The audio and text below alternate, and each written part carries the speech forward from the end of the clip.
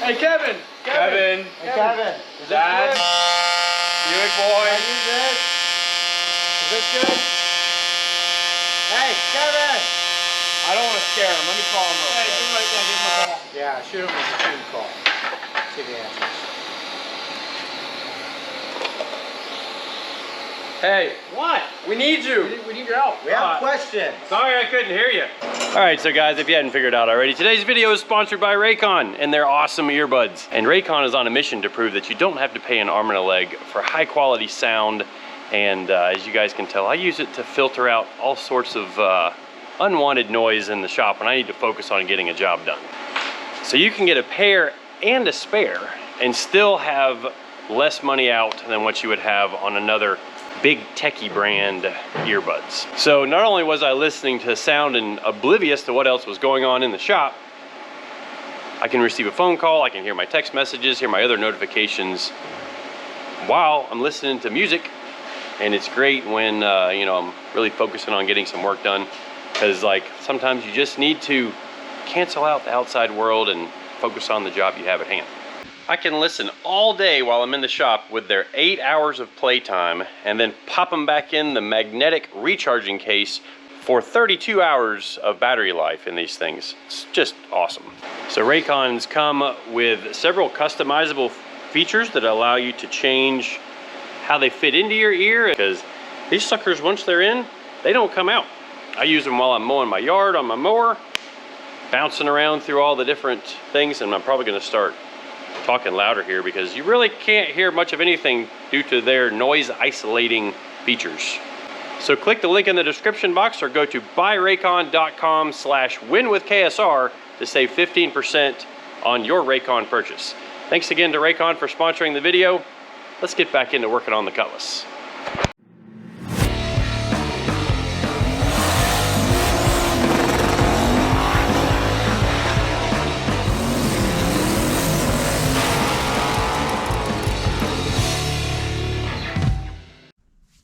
All right, everybody, welcome back again to the KSR YouTube channel. Kind of maybe lost my voice a little bit out at the Gator Nationals this weekend. Saw a bunch of you guys out there, signed some autographs, hung out. We were in Clay Milliken's pits with Clay Milliken and Jeff Lutz, and even had Sean, the what? No way guy. He was there and came by, so you guys may be seeing some more of him in the future at some of the events that we do. I'll say that. He's hoping to make something happen with all that. But anyways, back in the shop, and we're doing a little bit of work on the Cutlass again, continuing where we left off last week with the center floor bars. And probably what I'm gonna do, since my voice is already, oh, that sounded terrible. Since my voice is already kind of headed out the door, I'm gonna just lock down, start a time lapse, notch a bunch of tubes, probably do a bunch of welding, and see just how much I can get knocked out before I head home for the evening. It's Sunday, so I don't want to start my day off or my week off by really crashing, by staying way too late at the shop. As you can see, we've got a shop full of stuff to do, and obviously we got to be putting some more work in on that Camaro there pretty soon, since Steve Morris and his wife Val are now the owners of that, which I'm sure you saw, whatever I just said. Since I'm hoping you saw that in our video earlier this week. If you didn't, go back and check that out. But let's see if we can get to work on the Cutlass. All right, so we're gonna fire off into a long series of time lapses here and kind of show you guys some of the process. And you can see me polishing the tube here using my little mini lathe, and you might notice that the ends that are notched already are a lot more trouble to polish. The mill scale, or whatever the gray coloring is of the tubing, it's a lot more difficult to polish that off when there's already a notch in there. So if you're doing this stuff yourself, I would highly recommend that you polish it before you start notching it and fitting it into your chassis. So if you look at a lot of the other joints on the car, you'll notice that the polished, each joint has kind of a shinier silver section, because I'm trying to make my welds on nice, clean, bare metal. And I'll tell you, in Florida, we have to stay after it, because even with the air conditioning in the shop, it still will get a layer of surface rust or, some kind of corrosion on the pipes. And that's just not good when you want nice, perfect welds without any kind of impurity in them. And rust does not belong in a weld. End of story. So you may have noticed when I was working on the tubes there at the bench that I take a carbide and I deburr the inside edge of the tool. I used to do it with a sandpaper roll, but kind of made a mess, and I have a kind of mildly aggressive carbide burr that after I notch the tube with the tubing notcher, I just kind of make a quick pass around the inside of the tube. It takes all the little sharp edges off of it, makes it a lot nicer, I feel like, because you just don't end up with all these little pieces that can break off inside of the tubing. It's probably not completely necessary, but makes me feel better, so I do it. And a couple of you guys were asking which notcher this is that I use, and it was a notcher called the Beast. I think it was from JD Squared, and they no longer make it anymore. I actually bought that probably about 8 or 9 years ago, I think, and it's been a pretty good unit. We may upgrade in the future, we'll see. The bad thing about the hole saw style notchers, when you're doing a lot of roll cage fabrication, you end up spending some money on the hole saws themselves. Sometimes the piece that breaks off of the tube when you notch it will get caught in the slots of the hole saw, and when it does that, it'll grab and not only try and flip you over while you're on the drill, or break your arm, or make you punch yourself in the face as the drill twists around. Speaking from experience there. But it can, if those pieces get wedged in there, not only can it damage the end of the tube to where it doesn't work very good for where you're fitting it and mating it, onto the other tubing in the car, but it will also almost every time break the hole saw, and then you just ruined a $15 hole saw, as well as possibly your tubing that you spent 20 minutes fitting to the car. So you see me now laying up under the car to weld some of the joints, and this center intersection here where there's actually one tube, well, the third and the fourth tube overlay the first and the second tube where they meet to the joint, and you'll be able to see that later in some of the real-time footage where I show the joint a little closer. But what that means is I had to go back, and once everything was tacked in for the first and second part of that center X or spider or whatever you want to call it, I had to go back and completely weld where the third and the fourth tube in that center X were going to be covered, where the third and fourth tube were going to cover the weld area on the first and the second part of that X. So that's part of the deal, and I want to have 360 degrees of weld on every joint, if at all possible. So I try to work on our stuff and design our stuff to where we can access the weld areas It's because, I mean, a complete weld is a good weld. And a little quick thing that happened right there, I took a drill and I drill a little tiny hole. It's just an 1/8 inch hole. I use a little stubby 1/8 inch double-ended drill bit, and I drill a hole that will be inside of the joint, like it'll be hidden by the next tube that I'm putting in.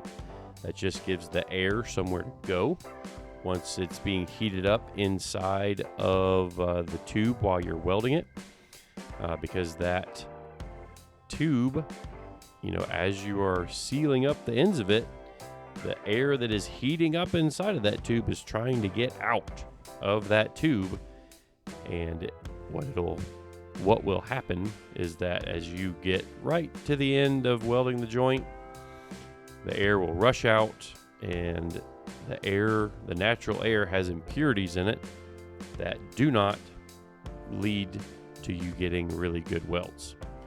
So it's pretty easy just to pop a little hole in them, and every single joint in this car, at least on one end of every tube in the car, will have a hole drilled into the other tube. Typically, I try to drill holes on each side of the tube that's being added in, and that just makes it to where all of the joints that I'm welding, the air will have somewhere to go rather than try to rush back out right where I'm welding.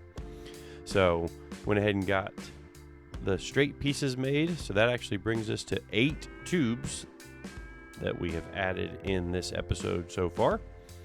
The X portion between the 2 center frame rails, and then the extension of the actually the under seat bar on the driver's side. And being that I want to have the passenger seat anchored in the car just as sturdy as the driver's side, I went ahead and extended that through the middle of the car. That gave me a good cross member to mount my drive shaft can to, that I will do eventually, as well as I continued it over to the passenger side of the car, because now I've got a nice spot to drop a threaded, what I'll do is I'll take a piece of tube and I'll use a threaded insert on the end of that tube, and that will become my seat anchors. So you'll see this next week, I'm going to kind of give you an overview on where Steve and Val's Camaro is. Like, we're going to take some time and show you some of the details of that car with how I've mounted some of the stuff in the car to try to also kind of plan ahead for some adjustability.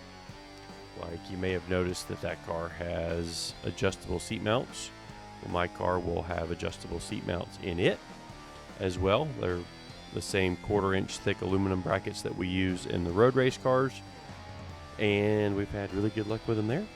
And I've done some other cars in a similar fashion, and it's nice to have that adjustability so that the seat can be moved and different people drive the car, and still, you know, they're safe as well as far as being inside of the roll cage or the funny car cage, but also we'll make the pedals adjustable so we can move the pedals back. We'll have the steering column height adjustable, and then you can tailor the steering column length with different length spacers between the disconnect and the steering wheel. So lots of little things that can be done to make the car where it's adaptable, I guess you could say, to other people. Now, how many people will end up driving my car? I can think of about 3, maybe 4 people that I might let drive the car. Yeah, that's probably a good number. And if that ends up happening, if they don't like the seat where I like to have it, because I typically like my seat pretty far laid back, if they don't like it, well, we can take 20 minutes and move the seat to where they're more comfortable. Because especially in the road race world, I believe that the driver being comfortable leads to better driving. Now, for a drag race car, you can just kind of suck it up for, you know, the 2 minutes that you're in the car to make a drag strip pass. But if you're not comfortable in the car, typically that may mean that you're more likely to get injured in a crash, just because you may, you know, be kind of just not set in the car right. So, you know, if you can make the seat comfortable for somebody, then yeah, do it. So now that I've blabbed on about that for a little while, you'll notice that I'm not welding on the car anymore. I'm getting ready to trim off the top of the frame rail because my outer floor bars are actually under the G-body C-channel frame. So we're gonna slice off the top of that frame rail. We don't need that where we're going. And then I'll be able to break the tack welds that are underneath the chassis. So I'll crawl up under it here and you'll see some sparks and whatnot. And then once I do that, oh yeah, I gotta sweep the floor too, because I don't want to lay down on a dirty floor and get my clothes all dirty. Come on. So I'll cut those and then break it loose. And then that will let me take it over to the bench and more comfortably weld everything, as well as the places that I can't get to, like out here on these outer corners. I cannot complete those welds with the tubing in the car. So let's break it out of there and take it to the bench. I mean, this is a big deal. It is a big deal. Not a big deal. It was loose a minute ago. What the heck?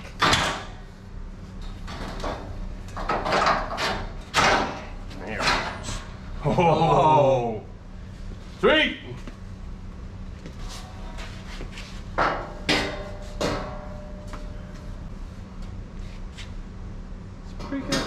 Pretty good bit of weight to it, but I mean, there's a lot of tube work right there. Yeah. Oh, I didn't know you had to notch the bottom of that like that. Yeah, I did that to get it all the way down low. Yeah. To where it was level with the bottom of the frame. Well, now We taking it over there? let's lean it up against here, and I'll clear the bench off over there. All right, well, that's kind of a big deal. We have all of the tubing out of the car. Now it's looking real bad in there. And I'm gonna take it over to the bench and weld all of the underside of it, because you guys can see on like this joint right here, I wasn't able to weld all of that.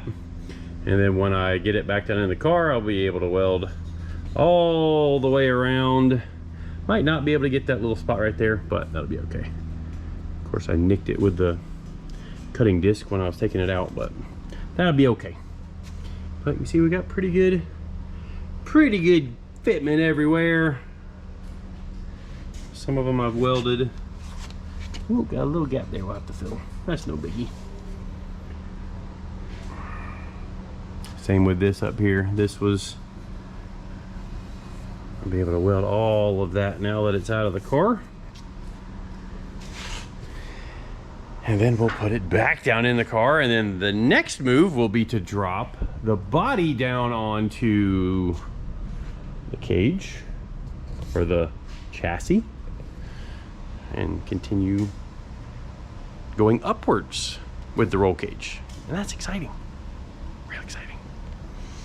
Actually, before I do that, I'll probably tie this, like the floor, when I put them back in, I'll tie that to there so that I can kind of keep continuing on with everything. Anywho, we'll go clean the bench and drag this over there and weld it.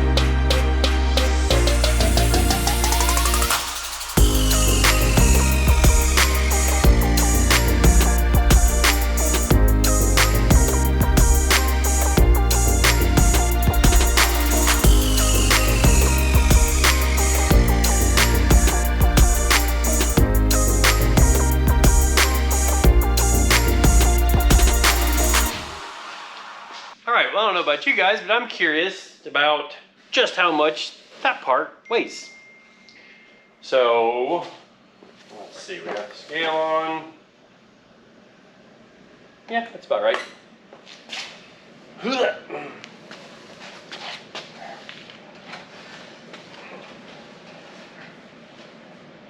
All right, put your guesses in the comments.